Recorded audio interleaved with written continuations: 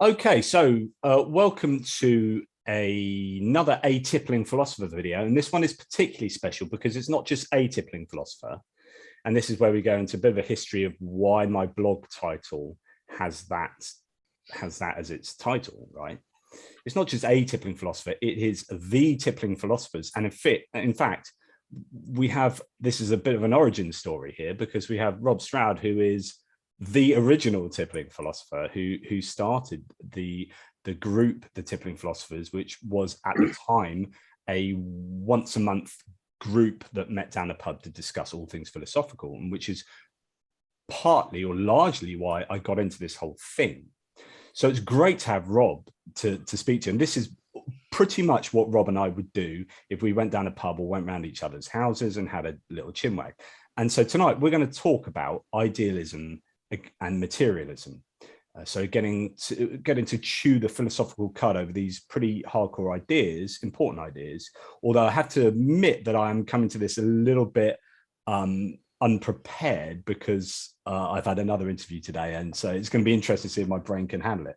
But anyway, Rob is a fascinating figure because as a really good mate of mine, I've seen him go through an evolution of when we started the Tippling Philosophers. He was a conservative Christian, then sort of went to more liberal Christianity, then kind of moved out of Christianity, and then it's now starting to embrace theism again, but from a far more interesting philosophical position, one that I actually think of universalism, one that I think is far more coherent. But we probably won't get into that at all tonight, but it's useful to understand where he's maybe coming from, to understand where his worldview fits in. So that's a lot of introduction from me. But Rob, welcome, and it's going to be great to have a chat and drink some beer and wine together. Do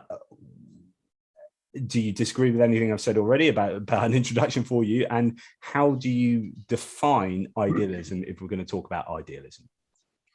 Yeah, thanks, Jono. Good to have you. And how are you, by the way? We always have the we always have that part of our conversation at the end, don't we? We've talked philosophy for like 2 hours, and then eventually. Anyways, how's you and the kids? And yeah, this is how geeky we are, which is literally, he's absolutely right. We'll meet each other. We'll speak for an hour and a half we'll just get straight into hardcore, like politics, philosophy, whatever. And then remember that each of us have lives. But there you go. Yeah. Priorities, mate. I'm all right, thanks. And right, yeah, me too. Fab. Yeah, great. That's that done. Tick. Idealism. Yeah. I'll ask you again next year. Yeah, more or less correct, I think, on the sort of journey. I guess at the moment I'm particularly kind of really, I don't know what it was actually. I got really somehow hooked on the idea of Plotinus and Neoplatonism, and kind of just intrigued. He was never a Christian, Plotinus. He's an interesting chap. He's I think we get my dates mixed up now, about the 4th century AD. Interesting guy, but kind of getting into his work. I won't go down that rabbit hole now, but kind of getting into his ideas around the one, the ground of being, the cause of all things, and just I love a theme called the one and the many. You know, how do we explain the sort of diversity of things, and also the kind of unity of things? How come there's kind of lots of stuff sort of going on, but there's kind of a sort of fundamental, there seems to be one reality, not lots of realities, you know. But anyway, that's a whole different kettle of fish, really. Yeah, universalism, that's been a big one for me. I think really, I read what's his name's David Bentley Hart's book, that All Shall Be Saved. Who's a Christian universalist? Yeah, kind of Greek Orthodox. He's a big kind of philosopher of religion in the States. And yeah, just kind of psychologically, that book was very powerful for me. It was not just the kind of rationality of his arguments, kind of what I would say is kind of devastating, the kind of, so what you might call the infernalist positions of, particularly of, both Catholicism and Protestantism, but also kind of psychologically, he's very strong rhetorically, and you kind of need that to jolt people to see the sort of ridiculousness of some of the ideas. It's not enough sometimes just to reason rationally, but you've got to kind of actually explode the psychological power of ideas sometimes to free people from them. So yeah, that was Funnily enough, yeah, the interview I did earlier big turning today point. was one on heaven and hell. And I know I don't want to derail this, but Yeah, just totally incoherent. So when you take in omni-God, omnipotent, omniscient, omnibenevolent, and divine foreknowledge, the full divine foreknowledge is the biggest thorn in, I think, theists' sides. It really does cause a lot of problem, and it kind of makes you question why anything happened at all. If you're going to know everything in advance, then why anything? But heaven and hell really make no sense. I mean, they're just thoroughly incoherent. So it's interesting that Bentley Hart would, and obviously a universalist is a universalist precisely because they make no sense. Okay, so of course he's going to be pointing that out. But yeah, I think you, as a result of that whole kind of incoherency of all of those ideas together, universalism is the only, if you're going to create anything as an omni-God, then I think universalism is the only way forward. But anyway, that's not what we're talking about. But and I think also just a nice relating kind of belief to other religions as well. It's not exclusive in that same way as or even of atheists. Ironically, say we'll all be together one day, Jono. You know, like actually, you know, that's we should be. If God exists and He has a plan for the creation, it's not one that's is going to consign. On sort of a lot of traditional views, you know, a large mass. Or was it Augustine talked about the massa perditionis, you know, the mass lump of humanity that are just consigned to some dark, dismal corner of creation. What I was saying earlier today, which is that if you have full ultimate responsibility for creating, so imagine you are the mind, the only mind that exists, and we'll come on to this, right? But you're the only mind that exists, and therefore everything that's created is contingent, and you then create the 100 entities, knowing that 90 of them will go to hell, or whatever your understanding of hell might be, or annihilation, or whatever. You're condemning. So you are creating 90 entities out of 100 in order that they are punished, you know, and they have no say in their creation, right? So it's really, really bizarre. And so therefore, if you're going to create anything, then because it falls into the John Loftus outsider test for faith, but the foundation of that is that broadly most people will believe in the religion or the worldview of the community into which they're born. So you get a geographical distribution of worldviews, and therefore if you're a god and that's the reality of this world, then most people are not going to be believing in the right God based on when and where they were born. I mean, it's a complete lottery. They don't have control over that. And so therefore, how do you make sense of that? Well, you can't under an omni-God. I just think you can't. And so therefore, yet again, universalism is the only way I think that you could possibly attempt to make sense of it. Yeah. And you know, with all our limited handicaps that we might have in life, you know, in terms of intellectually, or the cards we were dealt in terms of upbringing, and the things that are going to mean that we're able to, you know, we've got one life to figure it out, and then somehow eternity hangs in the balance. Just seems a bit ridiculous, you know. 100%. I mean, I think the only challenge, not the only challenge, but the main challenge to universalism is squaring it with the Bible. But you know, that's a whole other. It's a whole other topic. But there's whole sections of it that I'm sure it can be done, right? But big time. That's the challenge, because like with anything, you can cherry pick anything out of the Bible. But it also means that there are contradictory things in the Bible. But then it depends how you view the Bible. If you view that as a human book that's trying to make sense of the world, then fair enough. But if you think it's divinely inspired and it's 100% divinely, you know, awesome, then you've got problems. Anyway. Idealism. We'll have to do that as another subject, but it's a good one. Idealism. I think we were going to just try and define it a little bit first of all, weren't we? Did you want to go for that?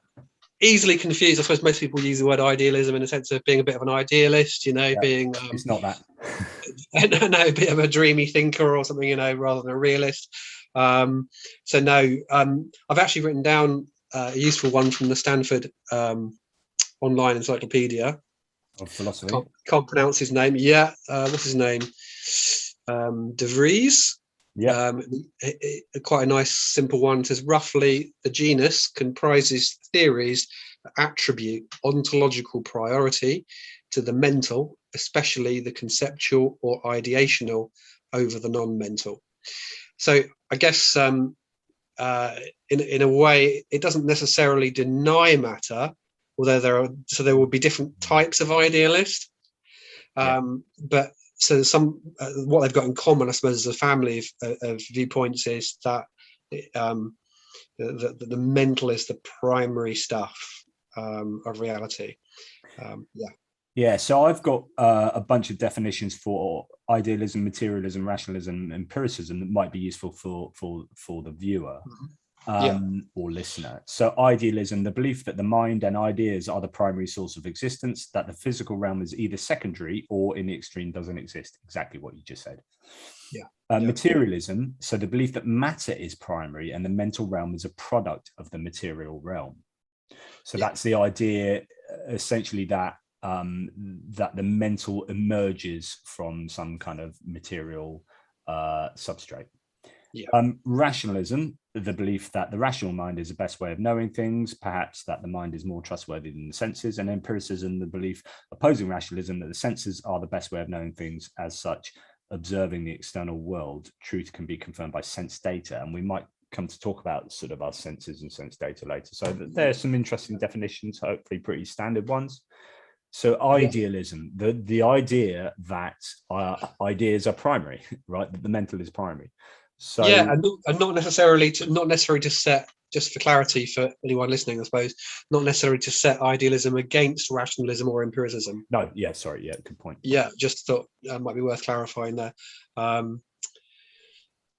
Kastrup, we'll get onto later, would define himself very strongly as an empiricist and what would we say as a rationalist, rational.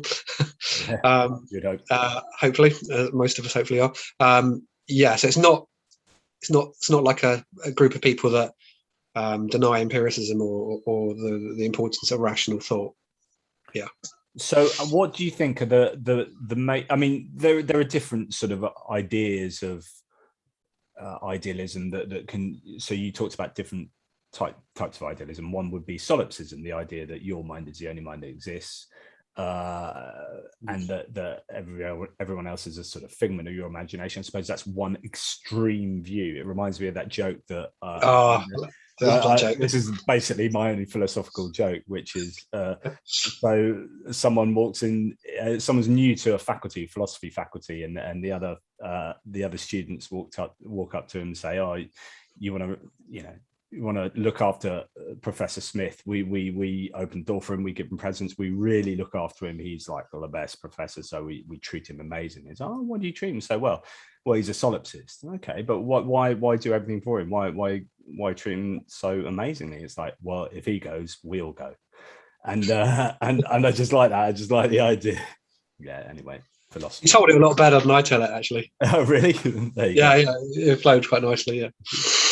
But yeah, so the solipsism would be a type of idealism. But I mean, what would you say the main arguments in support of mental being primary? Yeah, I mean, it's interesting you mentioned solipsism, because I'm as you know, I'm trying to write this book at the moment, which is due out sometime next decade. I'm used to your books, Rob. Yeah, exactly. 8 of them and finished precisely none of them. So exactly, yeah. So this one, I've written some chapters on idealism at the moment, and it kind of gets to there's a point in there which I kind of sort of think through the solipsist angle, because one of the things we could say about idealism is, well, what do that whole classic epistemology, what do we know for sure? I think you probably agree with me that, in a sense, I don't really, in terms of my knowledge of the world, matter is an inference. So if let's say we both agree matter exists, it's an inference at best, because what I have, in terms of maybe as a thoroughgoing empiricist, is qualia, is experiential data.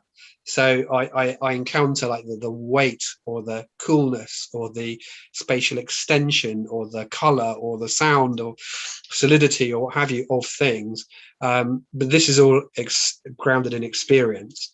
So the idealist, in a sense, will say, or what was one angle of idealist argument is to say, is that epistemological approach of saying, actually, this is what we know. And to jump to materialism, in a sense, is a leap of faith. It's to say, actually, well, we're saying there's actual bits and bobs out there that are not of the same order as the mental experience that we are coming across them within, if you like. But then the solipsism thing comes in, because then you're like, well, okay, if that's simpler, why not just go the full hog, if you like, and just say, well, that Descartes thing, like, all I know is that I am, why not just say I am, there is just a mind. If you're that's really interesting, because if your primary argument or one of your primary mechanisms is simplicity, then surely therefore that is an argument for solipsism. Yeah, that's a really good point. I hadn't ever thought about that. So let's just unpick the ideas of materialism against idealism just in this simple what you were saying just then. So the materialist would say that there's matter that, let's say, is the brain, but all the stuff in the universe, of which some stuff is your brain, and from your brain emerges your consciousness, which somehow can experience things and has qualia, right? Yeah. Or arguably not, actually. So some people disagree about, will be eliminativist about qualia, but you experience stuff, okay?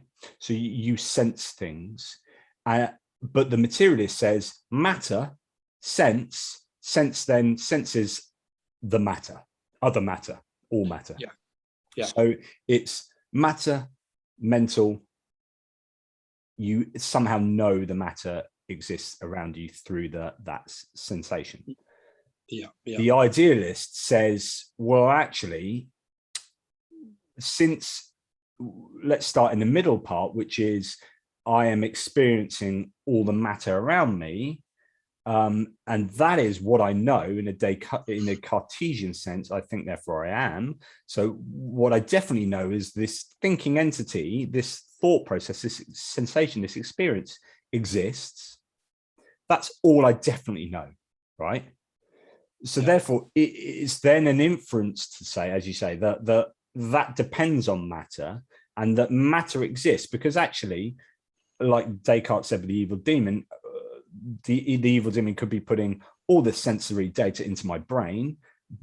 Likewise, what you sense around you is your interpretation of that, but might not actually be like that. So the mental is primary. We're feeling around the world, but we don't 100% know that is matter that we're experiencing.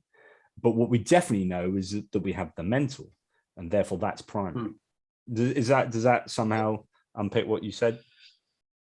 Yeah, I think so. I think we could probably agree that there's something out there.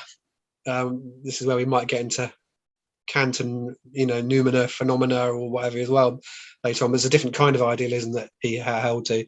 But where was I going with that? Let's unpick Kant. So Kant's really important. Sorry, I am interrupting, but I think it's important to bring Kant in. So I as a materialist, I would say Kant's really important by saying that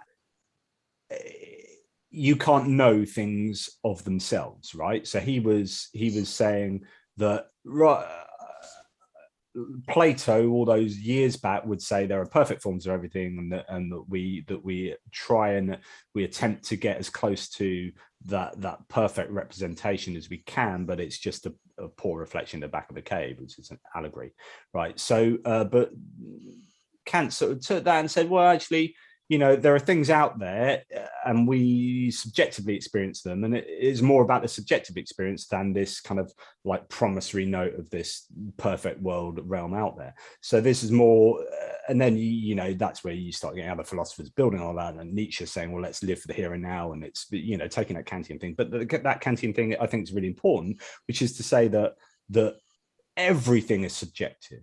Okay, so our understanding of literally everything is necessarily subjective. So even if X and Y and Z exist, even if that tree exists or a bat exists, I don't know what it is like to be a bat because I can't be a bat because I'm me, and I don't know what it's like to be a tree, and I can't even access God, really. There's an epistemic barrier between me and literally everything. So therefore, you know, it's all subjective, where idealists would take that a step further to say, as Kant would say, there is material out there, I just can't know it. So therefore, my understanding of it's subjective, whereas an idealist would say, I'm experiencing something, but I can't even know that's matter. And so what is it? I am experiencing. What is it safe to conclude that it is that I'm experiencing? And you would say what you're experiencing is. Yeah, well, I just come back to that in the sense in which Kant, in some sense, creates this ditch between us and the world out there. Epistemologically, you know, that it's actually, it kind of locks us into ourselves. But that's another discussion, really. And whether that is necessary, whether he takes it a bit too far, whether you know, we can think about the world acting on us and us acting on the world, and whether that actually we're not quite as locked in and locked out as perhaps Kant might have thought. But yeah, this idea of, we'll come back to this when we perhaps talk about Hoffman later on. You know, that the world out there beyond, well, he brings in, you know, some evolutionary science to talk about that our sense data is, you know, you don't take it literally, you know, you take it seriously, but don't take it literally, that it's the world out there is not how it seems to us. So yeah, I guess there's one thing saying it's not how it seems, right? And there's another thing. So I can see a sort of red ball, okay, like a red beach ball, and it might not really be red because my idea of color is different from yours, different from a bat's, different from a dog's, different from an alien, right? And it might be just very different to how I perceive it. Okay, but so there's one thing to say my perception of what it is not accurate, because perhaps there is no accurate. There is no perfect form of what there is only how people conceive it and perceive it. Okay, so there isn't a correctness to anything, and I would argue that actually that's really important as a part of my epistemology. But it's another thing to say we're so wrong because actually it doesn't exist as matter. It is just immaterial sensation that exists conceptually or in an abstract reality. Yes, I'm not a Kant expert or anything. I'd be interested now. I think whether Kant no, that's what you're saying. I mean, you're well, yeah. Just on Kant, though, it was probably more an idealist than anything else. But in the ontological sense, probably said, I can't say, but in kind of as a German idealist, of course. Yeah, we sticks with the epistemological side of it. I can't say much about anything beyond perception, because you know that's where we're kind of locked into. No, well, I suppose the relevance of where we've come from in this discussion so far is this kind of, we start from here. We start from mental experience of the world, and then we kind of, if you like, and this has been very useful for the scientific enterprise, we kind of then abstract it into physicalist quantities really. So it becomes things like, if you're a strict materialist, all you can really say about the material world is there's spin, there's charge, there's mass. But these are kind of abstractions and not experiential things. They're quantifications of the world. And then what we do... It's building up a map of reality, right, as cartographers. Exactly. But then what we do is we then you know how you brought up the layers earlier, and then sensors up here and on top. Then what we do is we go, well, that's the real ontology, that's the real stuff, if you like, and then all the mind, I don't know, the kind of eliminativists or what have you, the experience stuff is that, well, that's kind of illusory. What's real is this physicalist picture out here. So what we've done is we've kind of exchanged territory for the map, if you like. So we're starting from this, what we know for sure, consciousness, probably the undeniable thing. If you deny it, you're admitting it. It's a conscious act to do it. That's different from the contents of consciousness, of course, but actually what we know for sure is there's consciousness. And then we have all these experiences that are in conscious, that are contents of consciousness. We kind of quantify them out into kind of materialist or physicalist, if you're a strict physicalist, if you like, into these kind of quantifications, and then we say that's the real reality, but this stuff then is explained by that. Well, what's to say that isn't true? So what's to say the materialist isn't right? So imagine there is imagine the materialism is reality, right? So there is physical matter, and I have a brain out of which emerges my consciousness, and that experiences physical reality, material reality. So therefore, if I stick a fork in my eye socket and into my brain, my consciousness will be affected. In fact, I could do that. I'm drinking wine now, and here is arguably a material thing, which will have material effect on my brain, which will affect my consciousness. Now, that's fully explicable under materialism, arguably, but you would say that is also fully explicable on idealism. And, what I'm trying to say is that what we see around us is exactly what we would expect under materialism, no? Well, notice what you're doing there is you're having to, in a sense, you're bringing in an extra thing. So what might not be necessary. So, like your fork in your head, it might also be necessary. Well, but then that's the leap. You're making a leap. So like the fork that you're sticking in your head is something that you experience as a quality. Yeah. It's got color, it's got weight, it's got spatial extension. So there's arguably for an idealist, one mental thing that you are taking hold of and sticking it in another mental thing that's causing a mental effect. Yeah, and see, this is the problem I have with idealism is and to lay my cards on the table, I'm a materialist, but I don't think it makes all that much difference. So I'm not really, but I won't die on the hill. I'm not all that bothered.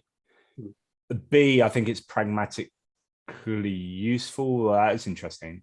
But C, I think it's also simpler, because I think what you're doing with replacing materialism with idealism is you're replacing the material reality that walk like a duck, sounds like quacks like a duck, it is a duck, with another layer, or albeit of the same substance as your experience, but you are replacing an unknown with an even more confusing unknown. So where people like Kastrup and yourself say Occam's razor, this is a simpler explanation of reality. Actually, I disagree. I don't think it's simple. I think you have to jump through more hoops to establish an idealism that's coherent,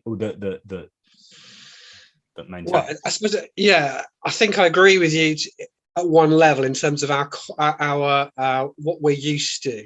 Right. So what we're acclimatized to, compared to, we'll distinguish that out from kind of philosophical kind of reasoning of what we know. So we all, again, back to Hoffman again, we haven't really explained. We haven't got back to that. Let's leave him for a minute. But I have the same problem as you in that I live in a world where, I'm not an out and out sold idealist. I'm kind of experimenting with the idea. So I'm not an apologist for idealism in a sense, but it's just kind of like, there are lots of good arguments that I come across that make me think actually matter in a sense is a conceptualization of experience, and some of the things we experience we never even see actually as well. We'll get onto that maybe in a second, but I have to live in the real world, and it is useful and functional to treat things as if matter is the kind of the way things are. But when you start to pull the world apart philosophically, then you end up, I think it pushes you towards a certain type of dualism, which we touched on earlier with like the mind-body problem and so on. But we've got how does the mental supervene on the physical, or how in the other way around, in the sense of saying, if it's mental, if ultimate reality is mental, how does this physical thing supervene on the mental? But is idealism not presenting another form of dualism, where you've got your mental experience supervenes on some other kind of mental existence? Where when I stick a fork into my eye, if you're saying, okay, and into my brain, okay, it's not a physical material reality, but it's still some form of reality whereby I am doing something to something else that affects my consciousness. So my consciousness is almost another idealistic level of idealistic mental substance to some other mental substance, that if I mess with this layer of mental substance, my consciousness is affected. Well, I guess you're still in the realm of the same, what's the word? Ousia, the same substance, the same stuff. Yeah. So you're not having to bring about a new. No, but you're having to I don't know the word, divert. You're having to create two from one. But not. You're not creating a whole new category of being. So, I mean, in the same way, like the materialist might quite happily say, well, I've got some shelves, but they're made of wood. And you might say, well, hang on, so now you're bringing in two things. You've got the wood that you started with, and now you've got the shelves.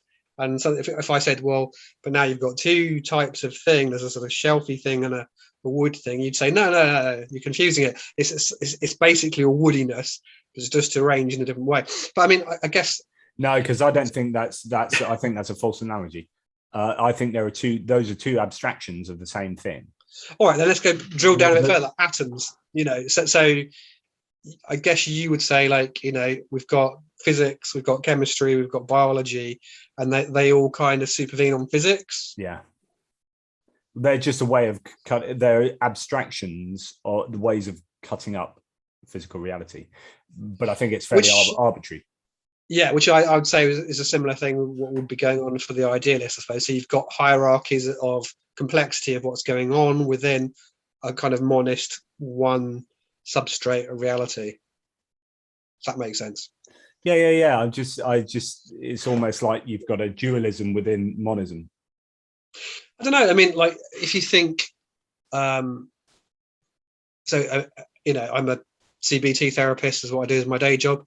One of the things we work with all the time is, for example, the effect of someone's thoughts on their feelings, and their feelings and their thoughts. So you've got one kind of mental experience having an impact on another kind of quality of mental experience, and the two are not exactly the same thing, but they interact. But no, because it makes sense, because actually your thoughts are different from your feelings. I would argue, I think that's an argument for materialism, because I think your feelings are based on our emergent properties from a physiological state of affairs, and so it's whether thoughts can affect physiology and vice versa. So actually, no, I would argue that that's good evidence for materialism. But then you've got to ask, of course, the idealist will return to you and say, well, what's physiology? Is it experience? My body is physiology is a matter of your body. Yeah. So what is a body? So that, again, it just comes back to the material idealist question: is like, what are things that appear to be physical? Are they actually that, or are they things we only know in mental ways? If we know, this is another argument to my idealism. The problem is, if you can only know things mentally, I mean, this is begging the question in the quite logical philosophical sense, that if you only can know things mentally, this is what I was trying to say. Like, imagine if materialism is true.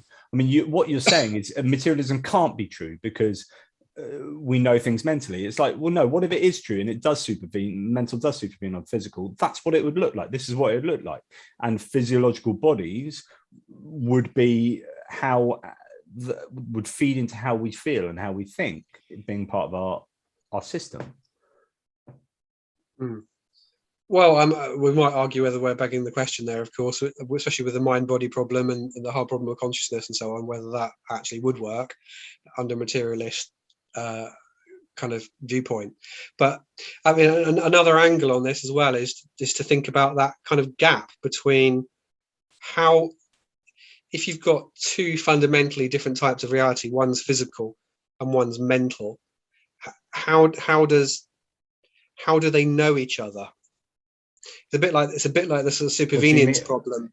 I'm not, how are you going to have to unpick the word "no" there?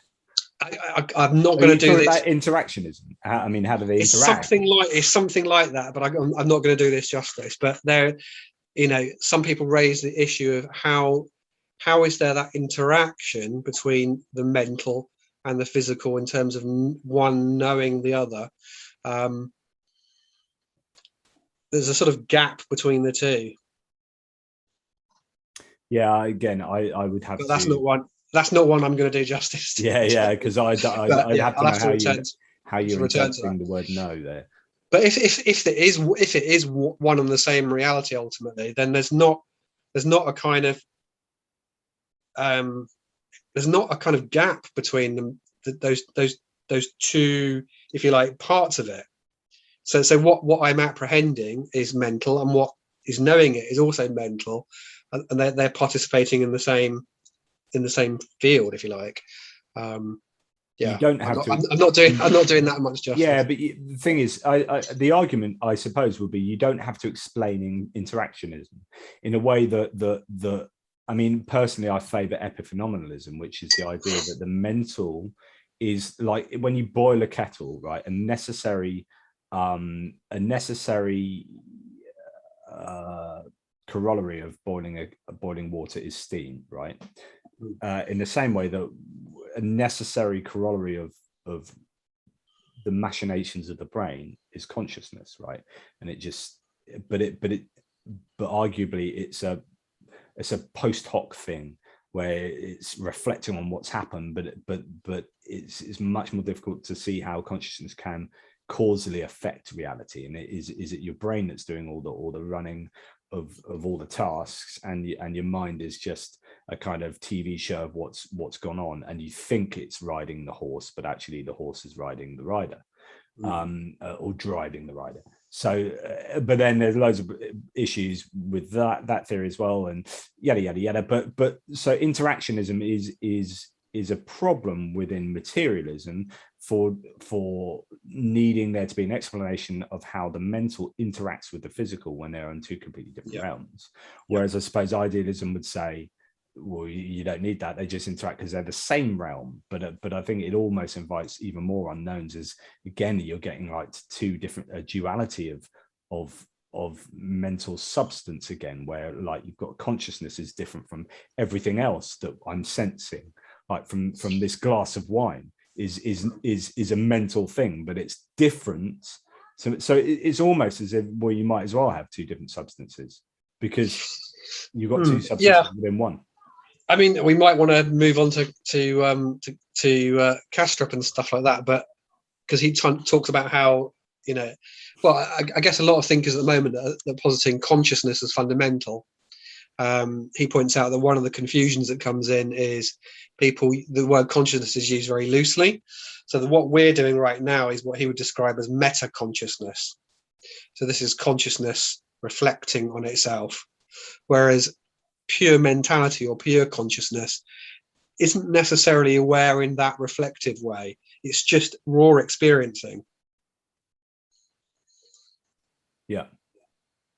But it's still, but the raw desire. Yeah, but the experience or those feelings or whatever are still separate from the things that they are experiencing. So there still is this duality within this idealism. Yeah, it is interesting because I've never thought about this before, and we've discussed idealism a few times. But I think this is interesting that how would someone like Bernardo Kastrup, who is this modern proponent of idealism, explain, and I'm sure he can and does, but how? I mean, we're just merely dipping our toes into these waters. But how do you explain that duality within something that the strength of which is supposed to be its monism? Well, I guess I wonder here if we're touching on kind of where if you have a one thing, whether it can only act in one function. So, you know, I don't know. Could we think of could we think of, for example, my relationship to, you know, when I'm having dreams, I will have my one mind, whatever it's made of, it will generate other minds within it. So you'll have characters going on within that. And when I wake up, they disappear, but they were all, most of us would agree, whatever our kind of ontological givens, whether it's idealist or materialist, that this is the one entity that was generating this whole thing all along. So that you can have, you know, multiplicity within monism, within one. I made up a word there. Yeah, let's do it. Let's yeah, within, yeah, which is it comes back to my theme of, which I'm kind of exploring, the one and the many. Ultimately, the question that puzzled the Greeks is, you know, is there just one thing that is in a state of flux and change, thinking like Heraclitus, you know, or are there many things that are somehow divided, that are interacting? And I would suggest that both you and I, you know, or even a materialist and an idealist, are on the same page in the sense that our instinct is it's better to go down the route of there's one reality, not lots of co-realities that are entirely independent of each other that somehow interact. Well, it's just so I think the word reality needs unpicking there, because what you're saying, really, realities are conceptions, mental conceptions.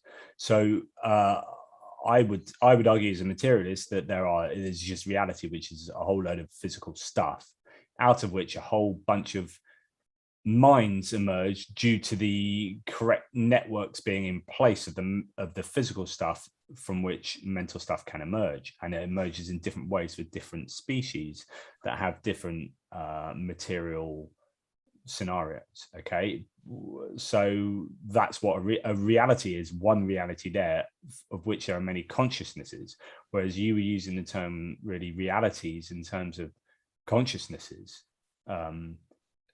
No, I suppose in the sense of irrespective of whether we know it or not, there's something there. There's something there. So the reality meaning all that there is. You know, almost just I know it's a kind of concept in a way, but it's hard. Let's suppose there were two realities. There's just whatever it's made of. There's two realities. There's something about the truth of that immediately unites them into one. There's that reality now is there's two realities. That's reality. So there's that, but that's another topic completely. But the relationship between truth and being. But yeah, ultimately we are the materialist and the idealist are both dislike dualism in a way. What we prefer is the idea that everything is ultimately one. And you know, that's I guess the scientific enterprise is driven by that, often a kind of reductionism, but that reductionism is often based on the kind of belief that everything somehow comes out of a oneness. So we have the sort of the manyness of nature, the manyness of things, but there's a sort of unifying oneness. So yeah, I don't know how that relates to what we were saying in terms of, you know, are we multiplying new things within by having, you know, idealism having different things going on? But I would say that materialism does that as well. Both worldviews have to explain in a way the diversity and unity of reality. Yeah. Yes. So how would you say that idealism explains other minds? So, and I know there are different ways that idealists can do this, and you are a big fan of Bernardo Kastrup. So how does he argue for other minds? Yeah, so let's get into him a little bit. So he talks about, and I'm not 100% in agreement with him because but we'll get to that in a minute maybe.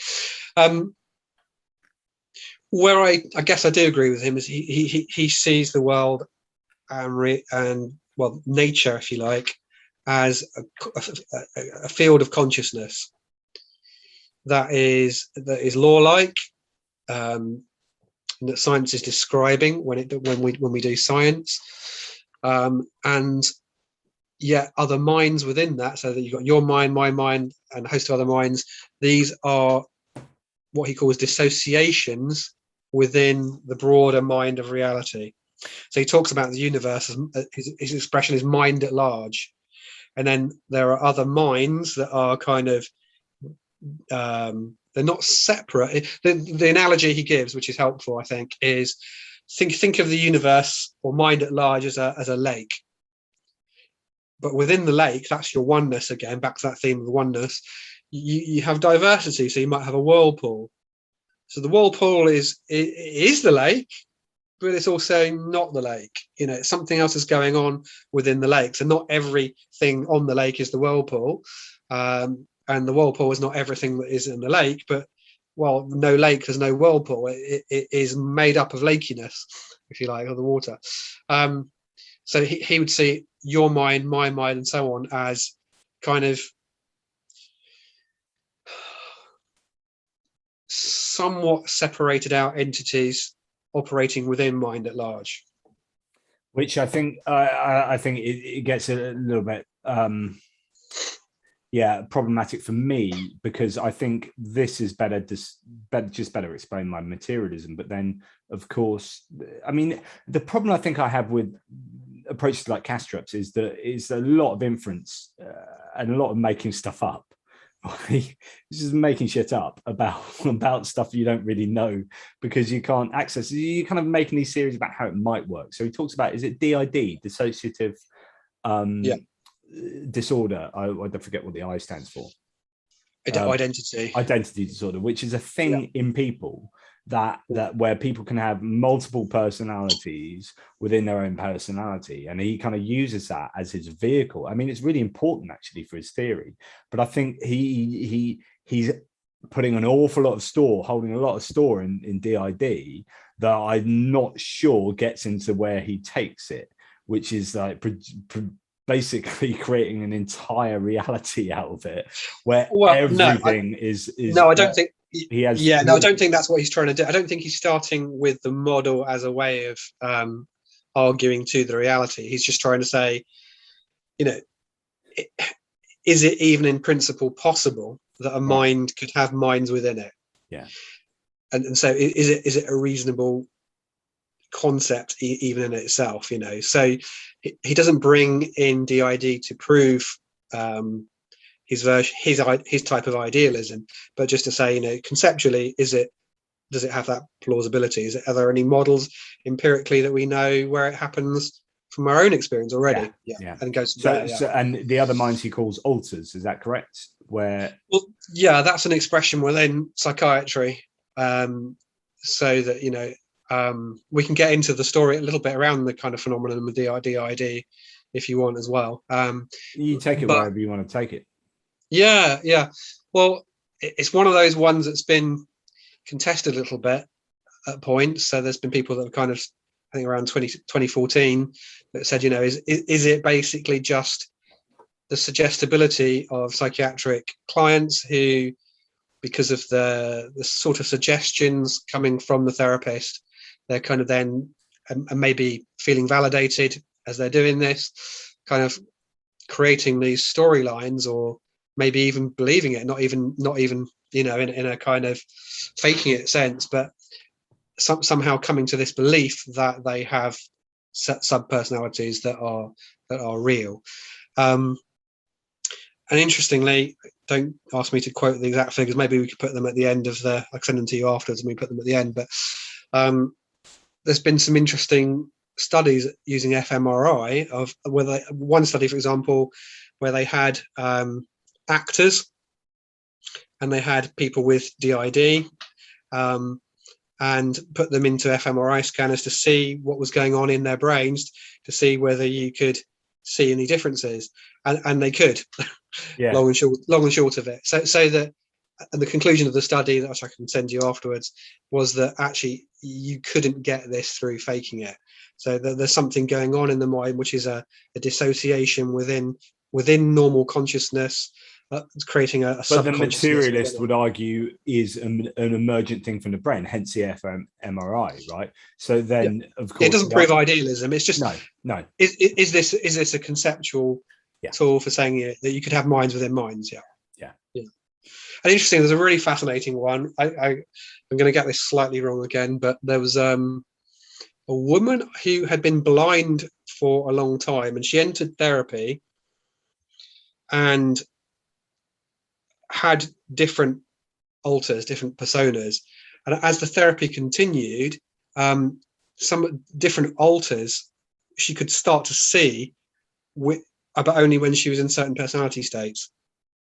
With different alters. I think I'm missing a crucial part of this as well. But actually, there was a real link between her. This wasn't just a sort of just a kind of.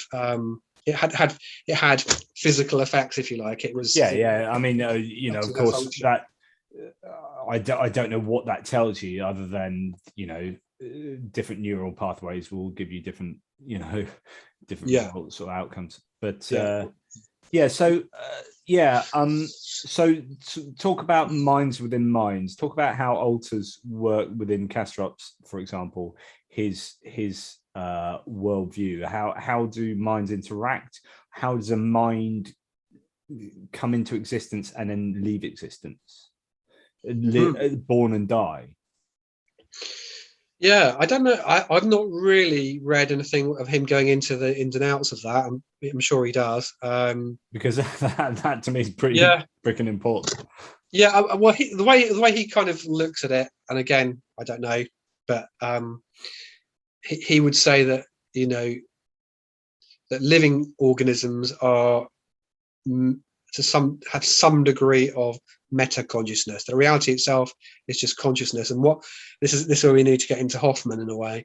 But what I'm looking at when I'm looking at you is I'm looking through my screen of perception that evolution has given me.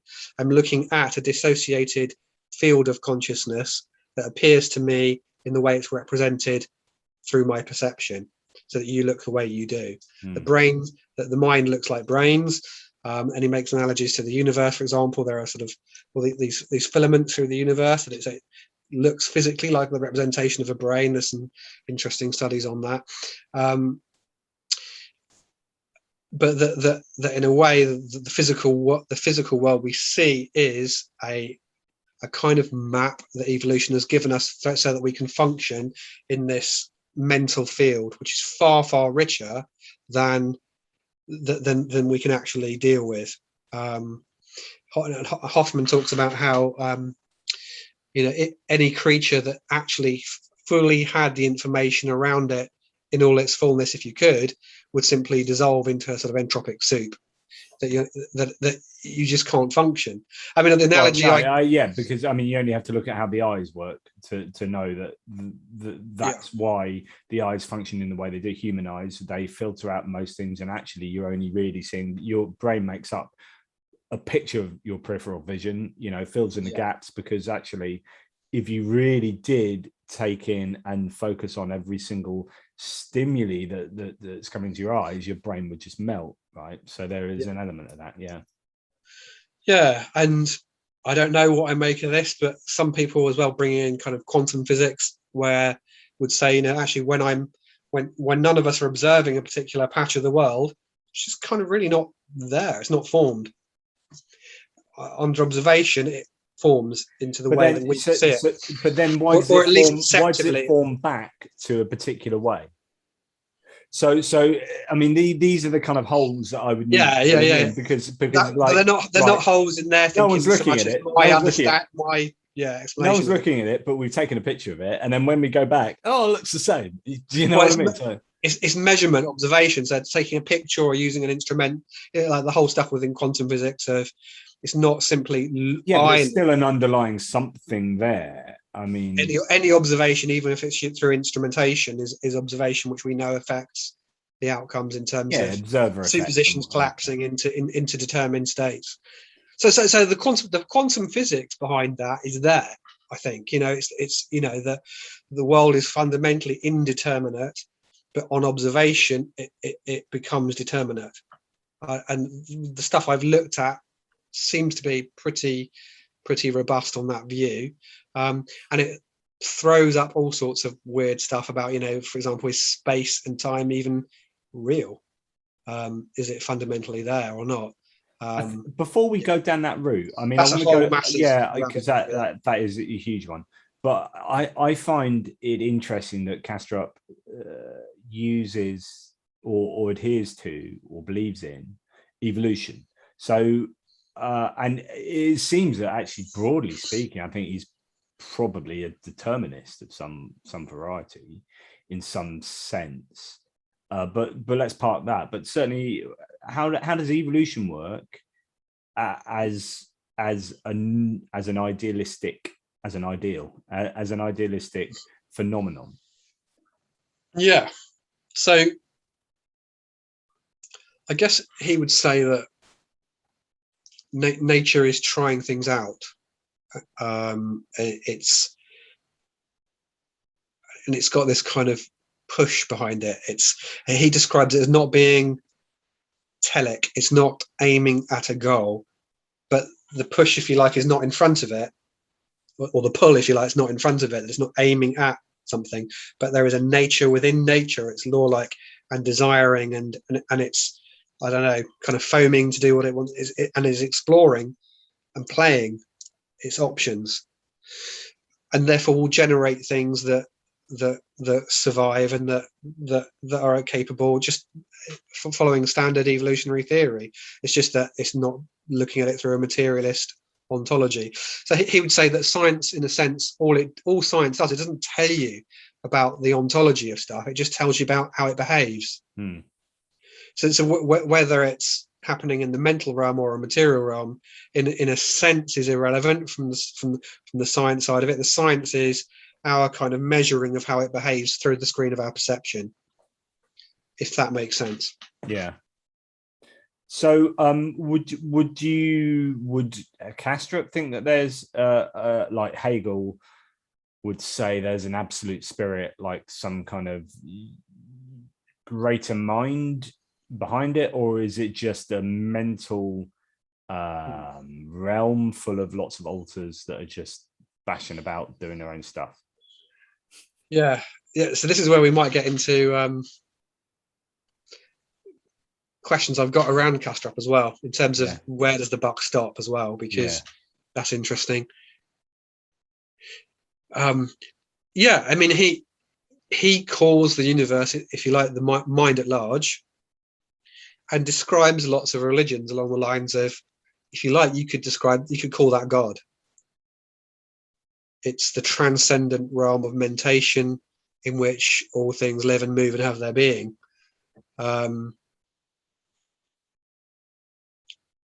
Is that the same as Hegel? Goodness knows. Yeah. I mean, so, it's funny that the Kastrup, I mean, obviously we talked about evolution, but he calls himself a naturalist, science-minded naturalist, not atheist, sort of all of these things that you would normally associate with a kind of naturalistic materialist. Yeah. But wholly within an idealistic realm. So he's an interesting mix of different ideas. Yeah, exactly. Because exactly as you said, we normally associate naturalism with materialism, but here's a naturalist saying, no, there's something that is nature, that is law-like, and it's not material. In fact, material is an abstraction. It's not, we're kind of, whatever it is there is, it's not fundamentally matter. Yeah. And it's interesting. I mean, going way back further into our conversation, I was going to ask you earlier, when we think of things like atoms, like literally, like, as a child, when I don't know, I used to have like periods where I'd say to my dad, I used to go, what comes after 100? He gets to 1,000, and then like a week later, I go, what comes after 1,000? It's like, oh, well, it's tens of thousands, and like, oh, hundreds of thousands, and then millions. Like, oh yeah, and then you ask all these questions, like, okay, what's smaller than this? Oh, it's a molecule. Okay, what's smaller than that? It's like atoms, and then you go, oh, what's smaller than that? It's like, oh, it's quantum particles. It's like, but the to my mind, it's almost like the further you go down, and I think we're finding this in science, it's kind of almost like there's nothing there. And what we describe matter as is a conceptual framework. We picture these little solar system, the Big Bang theory, the famous icons on that show, like this kind of it's old fashioned now obviously, but this kind of solar system of electrons flying around, we know that's nothing like what's actually going on there, but what's actually there that is solid. And because I think this is the materialist instinct in a way. It's like, well, the world around me just feels like solid. It's there. It's visceral. It's chunky. It's like, yeah. It's like I know what I'm dealing with. It's safe and sound. It's real. Don't give me any of this flighty. Blah, blah. But the thing is, as philosophers and scientists, you drill down and go, yeah, but what's really there? When you start to really think about it, just seems to be, to me, there's really nothing much there. Maybe energy. Even time and space are being questioned in quantum physics. But when we say it's not much there, it's just energy. But of course, you're then saying, so therefore it's some other thing that's not really there, and it's a complete unknown. And it's like, but what's wrong with it just being energy, or what's wrong? It's because you're challenging it's almost like idealism as a micro. It's almost the same argument for idealism, but on fundamental particles, which is like, what's to say it's not just energy at the fundamental level doing funky stuff? Except we know consciousness, we're in it. This is where we're having it now. I think what you're doing is you're just framing an argument whereby you're like, because we experience stuff, there can't exist anything that's outside experience. It's like, well, there can. Yeah, but then you're having two things rather than one. So what? Yeah, but I prefer one thing. Well, I don't know. There might be like 7 different like layers. Yeah. But what I'm trying to poke a hole in, I guess, is that the instinct I think probably a lot of materialists come from is that kind of Newtonian classical, that kind of physical, it's real, tangible stuffness of reality, which just seems very practical and very obviously real. But the things that are real about it are experiential. But then what we do with that is that we go to conception. So we picture these little orbs, but then we dig down into the orbs. It's like, that's not really what they are either. And you go down and down and down. So what I'm not, I guess, trying to say that there's nothing that because of that there can't be anything material there. I'll leave that for people to think about, but I'm just certainly poking a hole in the kind of pictures that we have in our mind that culturally, I guess, that inform why we might default to materialism. Kastrup talks about this term excitation. Can you explain that at all? Yeah, so I guess I don't know if I'm doing him justice, but I suppose if you think of all reality as a mental field,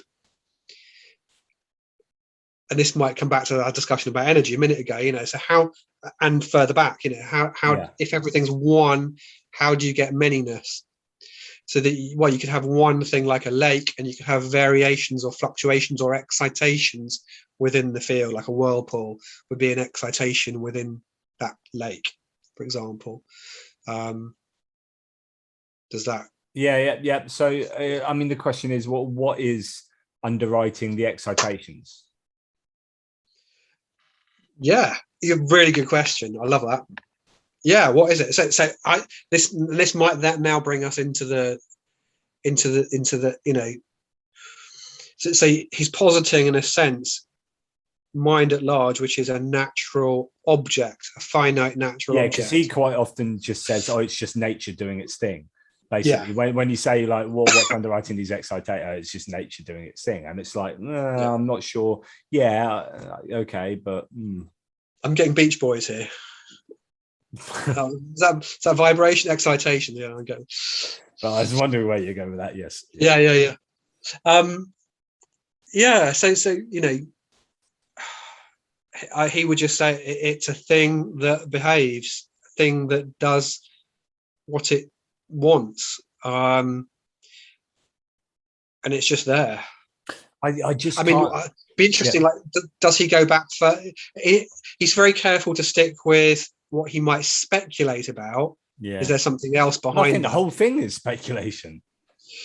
Yeah, but then he's trying to say, look, based on what we know, is this a better version of it than the materialist speculation? Because he would say materialism is utterly a speculation Yeah. and an abstraction that's unwarranted and unparsimonious. So yeah, it's kind of like, okay, so if it's not that, then what is it? Well, we know the mental exists. Here we are in it, experiencing it. Why not just say the whole thing is made of that one substrate, and it has excitations within it? It has law-like, it has impulses and desires, not necessarily desires in this like necessarily human. Don't want to anthropomorphize that too much. Yeah, I just can't get away from the fact that I think it's just a pretty Mysterian sort of worldview. So it's based on Mysterianism, which is, it's a mystery. I don't really know how it works, but I'm sure it does work, because it seems to me simpler than Materialism or for Kastrup and yourself, you see it as more parsimonious. I know, and as I've said, I'm not sure I do see it as parsimonious. In fact, I think it's multiplying the entities in a different way. But there you go. So the next question. So I personally, I don't think we can ever know, right? So I don't think, this is why part of me is like, well, who gives a shit? It's like there is just no way of being able to know ultimate reality at an ontological level. So then the next, if that's the case, well, first of all, is that the case? So do you think, could you ever know? Can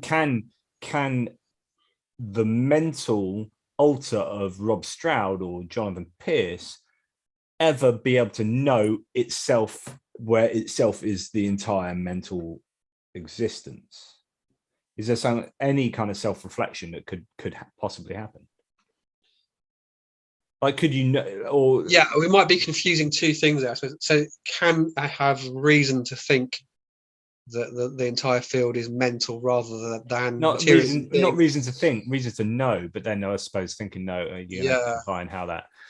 Yes, I mean he would probably argue that that the materialism is bringing in a kind of duality, and then try and dispense with the mental and reduce it to the material.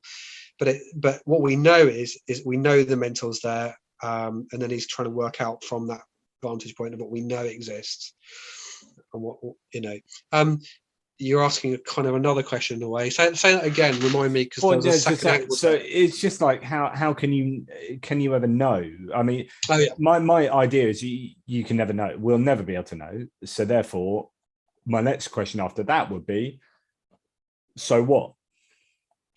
Yeah, and I think that's the third one to get to, which is what I was hoping we might get to as well, which has been interesting. Is like, so what's the import? What's the relevance? Were it to be the case, what does idealism maybe open up in terms of, for example, Kastrup talks about meaning reopens up in a completely different way than under materialism. Perhaps we'll get there in a second. Yeah, can you ever know? I don't know. I mean, in terms of our knowledge is always limited. I mean, let's say if what I am as a mind at death, the dissociation ends, the whirlpool, if you like, peters out, then it just merges back into the lake. So maybe some of that, maybe something of that endures or donates it to the lake, if you like. But maybe the experience the lake is having, or that mentation is having, it gets back to this idea of like, what underwrites the excitation such that the excitation finishes exciting and effectively dies. So the whirlpool, if that's the analogy. So the whirlpool is you as a mental consciousness, as an alter, exists experiencing the rest of the mental realm. And if when you die, when you die in the physical material reality, well, that's fully understandable. So your brain dies and therefore your consciousness dies. There you go. I explained that easy. obviously not quite so easy, but you get where I'm coming from.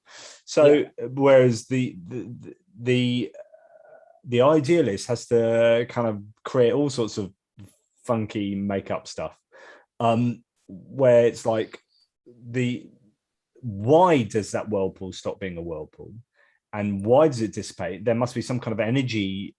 I don't mean energy, I mean something. God knows what I mean. Something underwrites the fact that it stops exciting in the way that it does to produce awareness, and dissipates back into being general mental matter. And again, it gets back to this duality within idealism.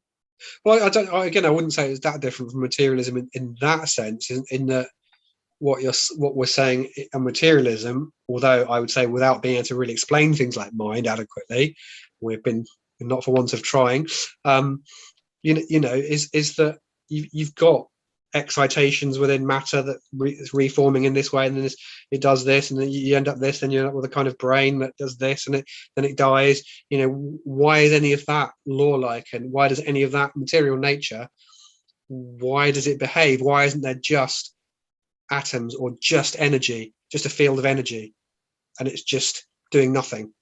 We could it's a two-edged sword, that one. But so whatever is that's out there, the mental field, it has behavior to it. I don't think Kastrup has an answer to that. But so it has behavior that underwrites that. It has.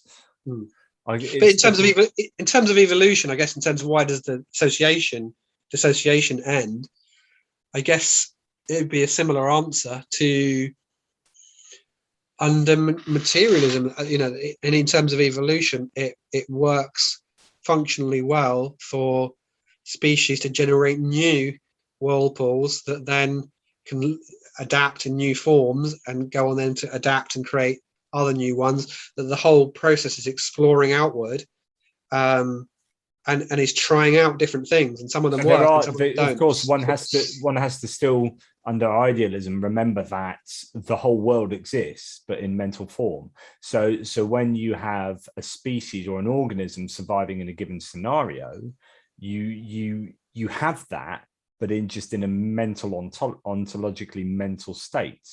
So there is something that's existing, trying to survive in this mental scenario, whereby there are different organisms which are different excitations, all existing in the same spatial area as we understand it in the material reality, but might be completely different in the mental reality, doing their stuff, and then something dies and something survives, and that's just explained mentally. So I guess you would just say, the mental stuff has its laws, just as the material stuff has its laws. It acts and it does what it does.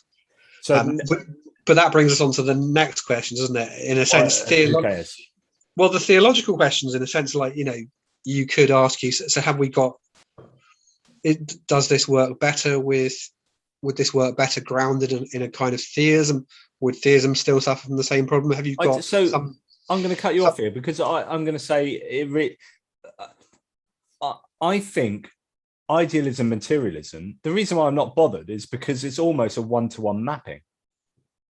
Like, I don't think there's anything that's, I don't want to say materially different.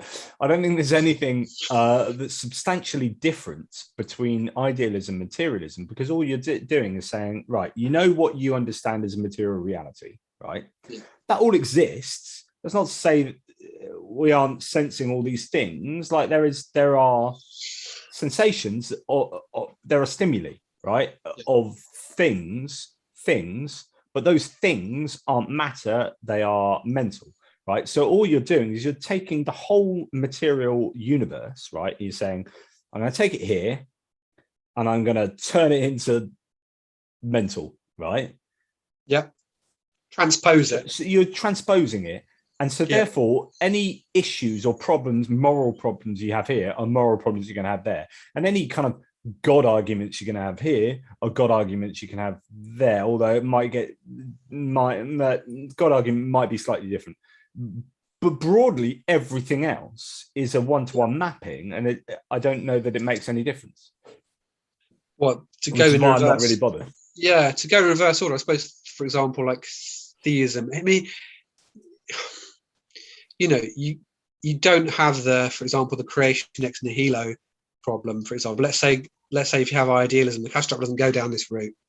But let's say you've got Kastrup's mind at large, and if I posit that within a more Neoplatonic framework, which then says, well, mind at large is what the Greeks called the cosmos, or the world soul, which is an emanation out of a much further back, the kind of the source, what they call the one, which is the very ground of being, the answer, if you like, to why is there anything at all.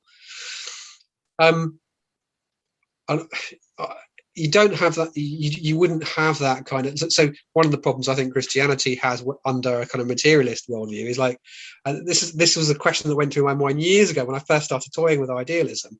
Actually, is like, how do you, what is matter? How does God? You've got the interaction problem in a sense. You've got something that's pure mind in some way. How does it suddenly generate the material out of what? It's a really interesting. I wrote a book, as you know, the Kalam cosmological argument. Right? Did God create the universe from nothing? Countering William Lane Craig's Kalam cosmological argument, which I looked at the beginning of the other day and sent you a message saying, "Oh, I forgot I dedicated that book to you. I dedicated that book to you, Rob." So there you go.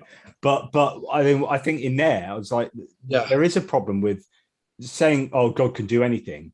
It is still weird to think that God could create something out of nothing himself. Like it's just matter from non-matter. Suddenly, I don't know. It's just, I think it's easier. It's more coherent to understand that as a matter, as a brute fact, rather than it coming to in existence from non-existence. I don't know. Yeah. So, so for example, none of these things are kind of proof type arguments about coherence, like you say. It's like what models fit better. But if you want a creation and you're not a material being, unless God is kind of like huge Lego block being of all power, if you're just pure mind, the ground of sort of being itself, then if there's something else that's going to be, it can't be entirely else from you.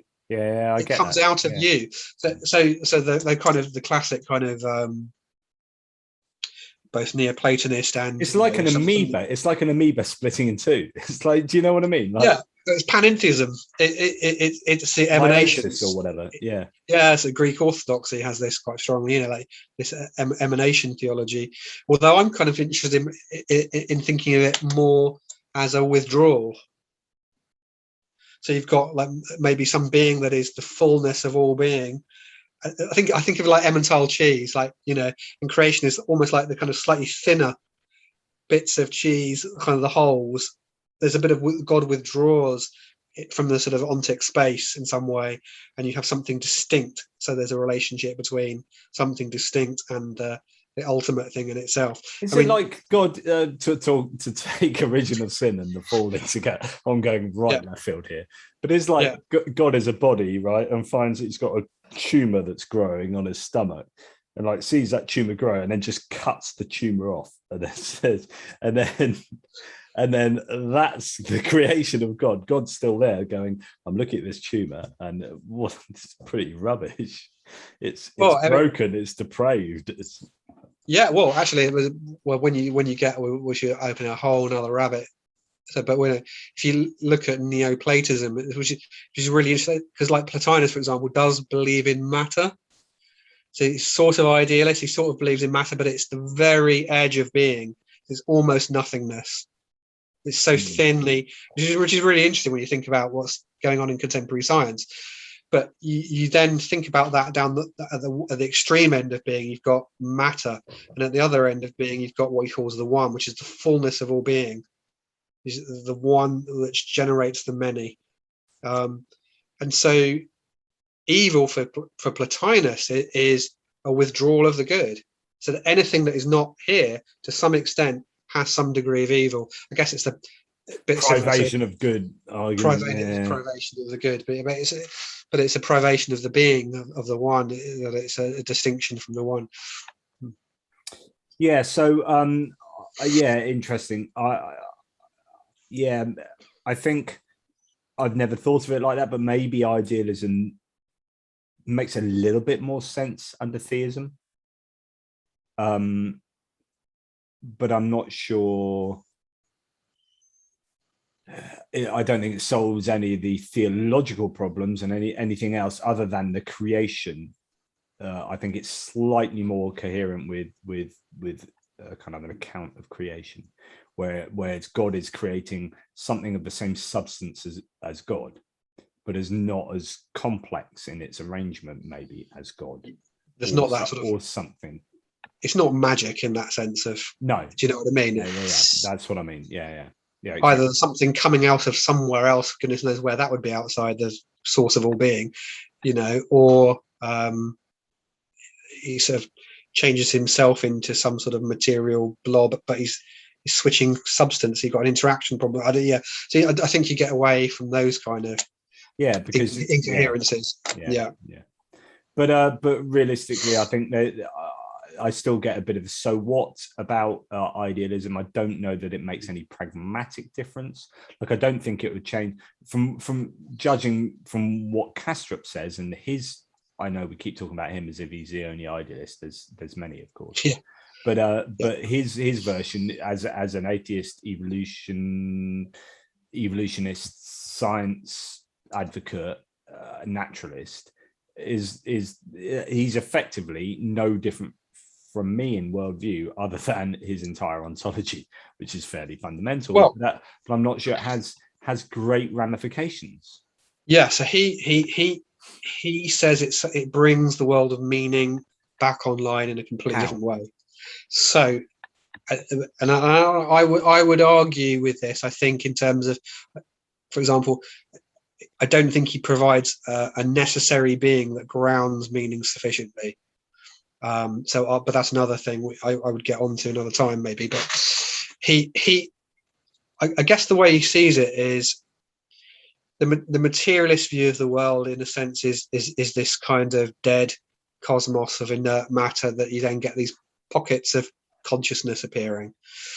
Whereas on his view, the universe itself is a desiring, forward-feeling, transcendent mind of which we are part of it.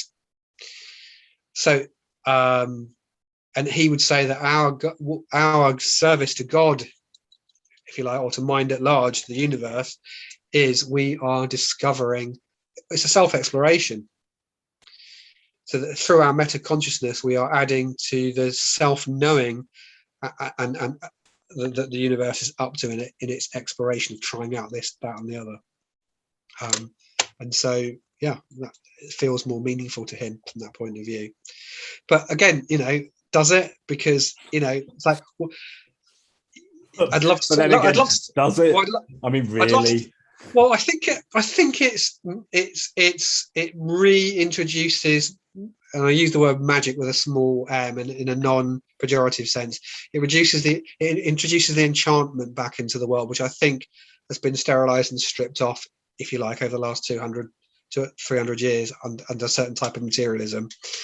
So the world itself is alive, the cosmos is alive, and we are part of it. I think that does bring in a new sense of meaning. Of course, I'm going to say, well, let's say I was populated, I lived in your brain. Suddenly I'm forced to live in your brain, am I going to be happy? Lucky me. It's been 10 years now, isn't it? But yeah, I'm there in your brain. Does it give? Yeah, okay, I'm part of this transcendent Jono Pierce sphere. It's alive. It's kicking. It's got desires. It's got intentions. It's whatever it's doing, whatever it's up to, and I can be part of it, becoming more aware of itself. That's what I've been trying to do tonight. It's kind of like, yeah, but it's just another brain in a Yeah. So I Why- think meaning is subjective anyway. I mean, you wrote a guest piece on my blog years ago, which is absolutely spot on. I think, I don't know whether you retract it now with it as you change and move on, but the idea that, so just to rewind, it's the idea that even if you are religious, you've got subjective, it's a bit Kantian, that you've got subjective minds, and therefore if God's got meaning for us or a purpose for us, we have to subjectively interpret that anyway, so it ends up being a subjective thing anyway. And I completely agree, 100% agree, actually. Like, so and I'd apply that to materialism and idealism, which is to say that meaning is what you make of it, and therefore it makes no difference whether you're under idealism or materialism as far as meaning is concerned. I don't think there's any difference. I suppose Kastrup would say that the difference is, compared to my analogy of me Comes living from in an your ontology. It comes Yeah, from a difference in ontology that you are understanding that changes your meaning. It's still subjective, but yeah, I would effectively be you exploring yourself, you know. Yeah, so that kind of mind is, yeah, the universe looking back on itself. It's mind at large looking back on itself in self-reflection. Which And some people say of the universe in material reality as well, don't they? They say that the universe is self-aware in a kind of interesting way, in that out of material reality has emerged mental thought that can reflect on stuff, and therefore the universe is in some, it's a bit of a stretch to me, it's self-aware, you know, things in the universe are self-aware at least. So there you go. yeah, well, it's that kind of that it's there's intelligences that are discovering its intelligibility. So this is perhaps, we're going to go left field now. So we've obviously done a lot of idealism and materialism. We probably haven't put it to bed. I mean, I will say myself that my materialism is in some sense a position of faith, by point of fact that almost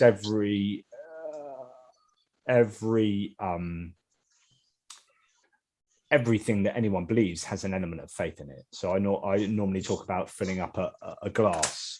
So a glass is filled with rational evidence or rationality for believing, assenting to a given proposition, right? So but there's always a little bit of faith, because you have to have faith that the world exists outside of your head. So outside of solipsism, Descartes' evil demon, I don't know that I'm not in the matrix, right? I don't know it. I can't prove it. So therefore, there's a little bit of faith that I'm not in the matrix, and the rest of it. So I don't know. The moon is not made of cheese, right? So I can present loads of evidence, gets up to here, but the top little bit is going to be, by the way, I'm not in a matrix, but that's a faith statement, right? When it comes to I live in a material reality, actually, there's quite a lot of faith. So I do accept that I can't prove that we live in a material reality versus an idealistic reality. But rather than it being up here, I will accept that actually it's probably down here. And really, it's based on intuition, a certain amount of coherence for me. I would talk about that parsimony thing, that I think I think idealism revolves around an awful lot of Mysterianism, blah, blah, blah. But it's not so clear cut. I'm not up here with materialism, but I am a materialist. But I'd say that it's a large dollop of faith. Yeah, it's an interesting one, because I'd say our brains, again, we're not evolved to be philosophers in a sense. So Speak for yourself. Yeah. But you know that I'm fulfilling my flourishing as a human. Yeah, but it's hard work. It's hard work. You don't, you know, the normal way we would look at the world is, you know, the sun goes around the earth is flat. You know, we look at it a bit harder, do a bit of maths, or Pythagoras or whoever it was, you know, and work out, actually, no, the way it appears, our senses are deceiving us. It's not like that. And there's some other reasons.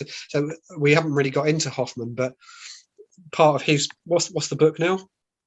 Something about reality. I can't remember it now. It's anyone who was interested, like, if I just Google Donald Hoffman, but it's about the delusion of reality and evolution. And there's a TED talk on where he shows this stick insect making love to a bottle because its senses give it the same impression that it would do as a female insect. But it just smells the alcohol. Yeah. Well, yeah, I'm going to probably say something inappropriate there. I won't add it. But yeah, so yeah, there's that. What he argues, in a sense, is that our senses are evolved for us to be able to function within the world, not to tell us philosophically what the world is actually like.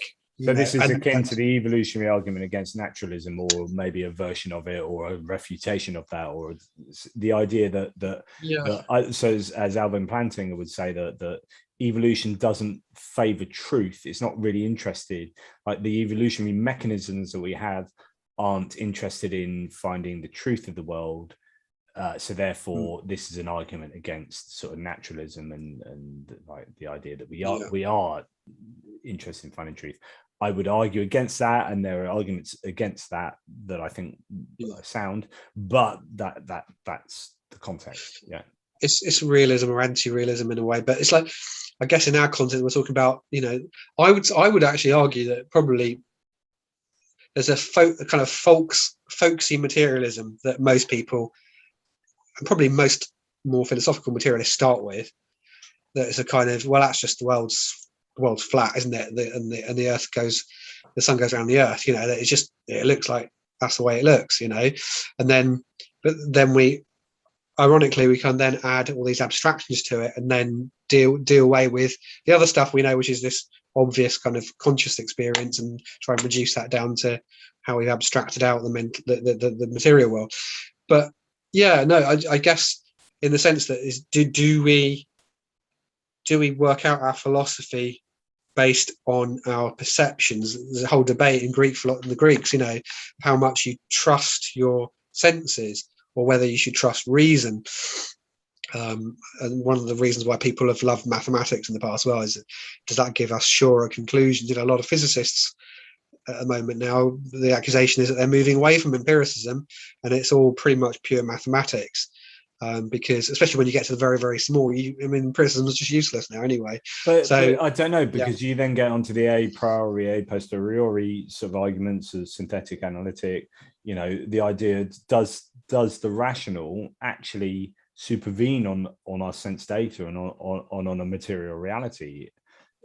So it's not as easy as that. So which is the question that I'd ask Hoffman, is actually, he's like, how, what makes you confident in how does this separate out? Because I always go back to the disembodied mind, right? If you were, and I know this assumes materialism, so maybe it's not apt, but if you were born as a disembodied mind, right, and you had literally no sense data, none at all, then you couldn't learn anything, right? And you wouldn't change, and you wouldn't be able to understand rationality. Rationality, I think, comes along. There's a kind of coextensive relationship between sensing data and seeing things and saying, I can see that, and I can see that is A and not A. Do you know what I mean? So we get the law of non-contradiction almost from our sense data, and so I think the idea of logic and rationality is wrapped up in actually our sensations of the world around us. And I think there's a problem getting rationality from pure sense data, because you just end up with I think I think the way we're looking at the world, or infants, I don't know how that's an argument. Yeah, it sounded good. But yeah, you've just got sense, but there's something that the mind brings in terms of making intelligible patterns out of it. It's got that capacity. But I agree with you in that it's not a kind of chicken or egg. The two kind of, there's a kind of, but if you took away the rational capacity and you just had data and just consciousness, I don't think you would get understanding, intelligibility. There's something about the way that we're conscious that enables us to interpret the data in a rational way. yeah. And but that's one of those. We'll end up getting back into theism again about the beautiful fruition of the intelligibility of a universe and intelligences that can read it. But yeah, bollocks. But look, I'll tell you what. Should we end the chat here and then go on to another little chat as a smaller chat, as a nice little bonus? But I don't know that we've this sounds really harsh. I don't know that we've got anywhere but we've had a nice chat about idealism and materialism, and I'm no more persuaded towards idealism, because actually what we've done is we've just expressed how we've previously talked about this and where our thoughts are. As I said, I am just about a materialist, and I think there's a large dollop of faith in there, and I don't think that we can really know whether we live in a materialist or idealist reality, because it makes no pragmatic difference, right? And I think that's why I asked about, so what, why is it important? Because actually, if it had pragmatic ramifications, then there would be some kind of, well, it's more useful to believe this and that. But actually, because I don't think there are pragmatic differences, it really doesn't matter, and that's how we can't, it's also how we can't know one over the other, because actually they don't impact us in any way. Do you know what I mean? I mean, I think I would. I equally, there's that element, like I said earlier, of I read all this stuff like, you know, Hoffman, Kastrup, what have you, and I'm walking along the beach. It's like, what you mean? Space is not real; it's a construction of mind, and time. You know, you go into this stuff, and you're like, he said tripping over a rock. It's like, well, that's that classic thing against Berkeley, wasn't it? I refute him thus, kicking the rock. You know, I think someone came up with a clever quip back against it about, I don't know what it was now, but actually, you know, I fundamentally suspect the world probably is mental, but it's difficult to get our heads around that, because we generally live in a world where, you know, for all intents and purposes, actually, for most of us, it's not relevant whether the Earth goes around the sun or the sun goes around the Earth. Yeah, unless you're trying to put satellites into space. You know, actually, you know, at that level, we're probably, your materialism, what you're saying is actually doesn't make a difference, because I've got to live in this world and treat it as if it is. And actually, my mind has got used to living in this world, understanding it in the way that it does, right? And so therefore, it's attuned to that from what your point of view might be a false narrative. But even if it is a false narrative, I've learned to live that false narrative in a way that's how I understand it, and that's how I survive in it. And you have to. So interesting. Anyway, thanks, Rob. I don't know where we take this conversation next if we return to it, but interesting. I'm no expert, so I've probably butchered a whole bunch of philosophy on materialism and idealism. I hope we've done at least Kastrup some justice in reflecting what his views are. And I'm sure if anyone actually watches this video, they'll post their opinions thusly. But cheers, dude. Thank you. Hopefully the first of many. No, it's been really good. Really enjoyed it. Thanks, Jono. And if Bernardo ever happens to listen to this, we'd be interested in chatting to you. Be a good conversation, I think, to have. For sure. Yeah. Cool beans. Okay, dude. Okay. Cheers, fella. Take care.